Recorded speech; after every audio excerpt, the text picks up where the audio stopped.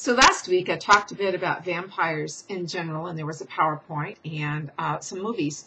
And since then, I have begun to read a great book called From Demons to Dracula, The Creation of the Modern Vampire Myth, and that is by Matthew Beresford.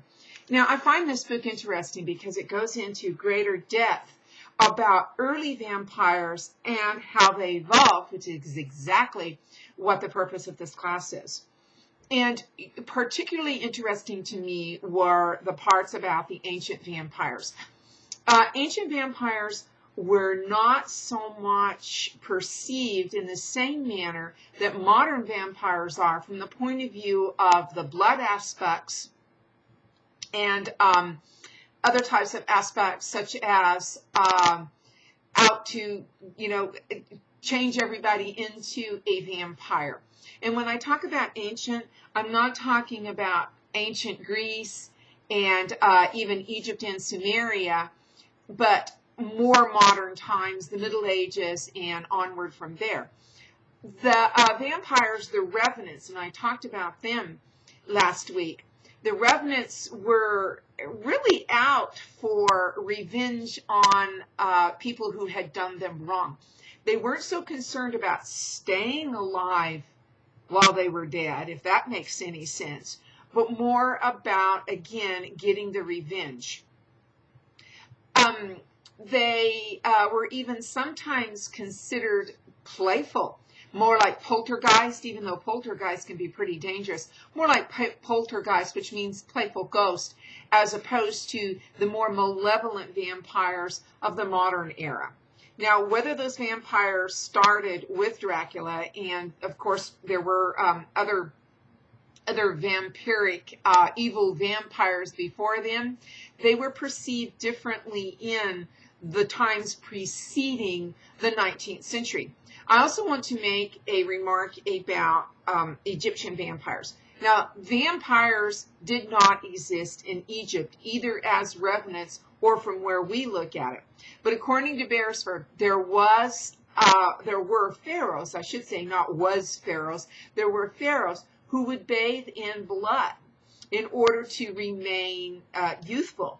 Now, we see this repeated later with Elizabeth Bathory, and unfortunately, I don't have her time span. She was late Middle Ages. Elizabeth Bathory in that area around Transylvania, who likewise bathed in the blood of virgins in order to keep her youthful appearance. Didn't seem to work for her because she died like everybody else, but again, building on that historical aspects of the vampire. Now, I also talked in the PowerPoint last week about some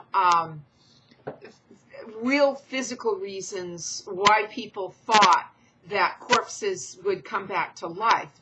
And I talked about porphyria, but there were also other physical aspects of a dead person that would give credence to the revenant myth.